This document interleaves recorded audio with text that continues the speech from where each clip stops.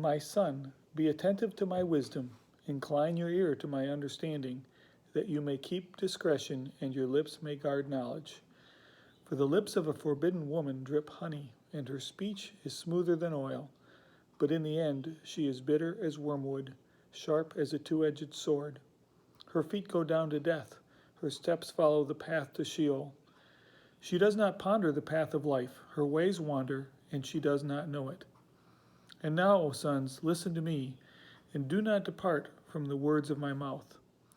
Keep your way far from her, and do not go near the door of her house, lest you give your honor to others, and your years to the merciless, lest strangers take their fill of your strength, and your labors go to the house of a foreigner. And at the end of your life you groan when your flesh and body are consumed, and you say, How I hated discipline, and my heart despised reproof.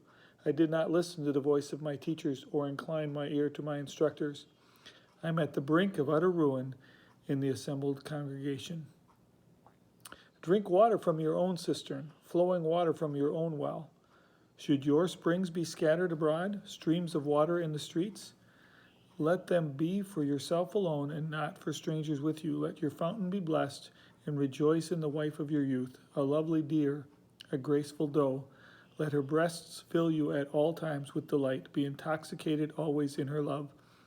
Why should you be intoxicated, my son, with a forbidden woman, and embrace the bosom of an adulteress? For a man's ways are before the eyes of the Lord, and he ponders all his paths. The iniquities of the wicked ensnare him, and he is held fast in the cords of his sin. He dies for lack of discipline, and because of his great folly he is led astray.